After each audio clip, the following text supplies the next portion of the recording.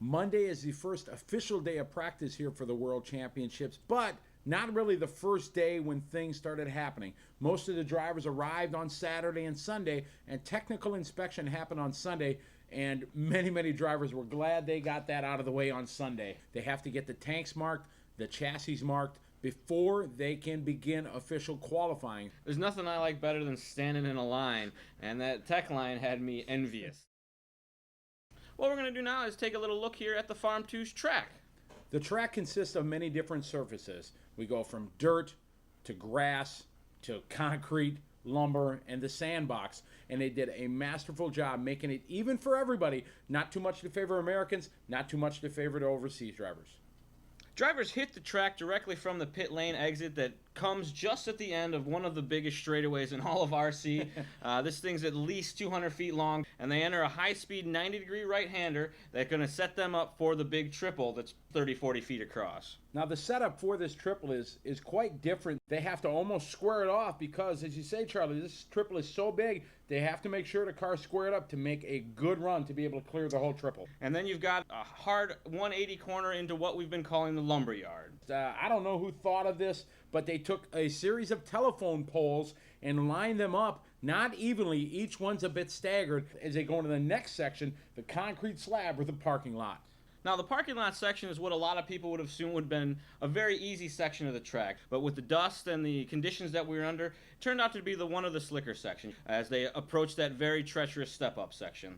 Basically, there's two lines. Some guys are able to clear the entire step-up, but I'd probably say 70–80% of the guys are taking it a bit easier, taking the first step up and then jumping over the step up.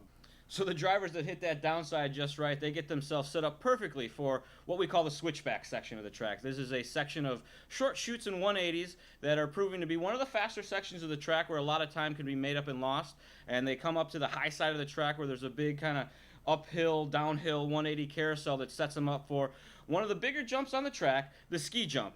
The ski jump looked to be one of the easier jumps on the racetrack to negotiate, but actually quite difficult because he had a very good run up to it, and a lot of guys overshot it. They slammed the chassis pancake up, and some guys even carried a wheelie down the whole back straightaway. With less than half a lap behind them, the drivers would encounter the grassy knoll. The grassy knoll led you into the carousel. This would lead you down to another grassy section that was riddled with small bumps and obstacles that none of the drivers could see through that section as they entered the rhythm section. The rhythm section of the track proved to be the most crucial. There were numerous options that you could go to take it, the most common being a wide sloping entrance to it, and people would take it as a single, double. That became the most popular. Mike Trury, when he came up for his run, he took advantage of the small step up that was before it, did it as a step to a double-double, did it for the first part of his practice run, and then stopped doing it. Had it mastered, and then stopped. Up next was Ryan Lutz. When Ryan went through it, he took it as a triple-double. Very fast through it. A little more difficult to do it consistent, but he did it very well.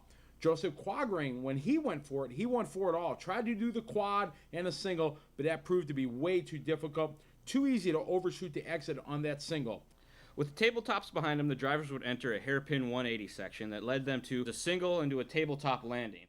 As things deteriorated, most drivers ended up having to take it as a single through it. There was a few courageous souls that were able to just keep it fully punched coming out of that 180 and able to just go over the top of that to that right hand that fell into the sandbox. This section proved to be one of the most changed sections of the track as the week wore on. The sand built up in different sections. We saw guys move into the inside of this box, move into the outside of this box, trying to find a safe, consistent way through it that would allow them a line to set up for what a lot of them told me in the beginning of the week was the hardest double on the track. There was really no run-up for it, so the run you got out of the litter box was crucial into whether you made that double because it set you up for the final set of switchbacks before the home stretch here. Out of the switchbacks, we come up to the Soul Patch Step-Up, which proved to be another difficult section. There was a little bit of step up that came up that was very difficult to clear.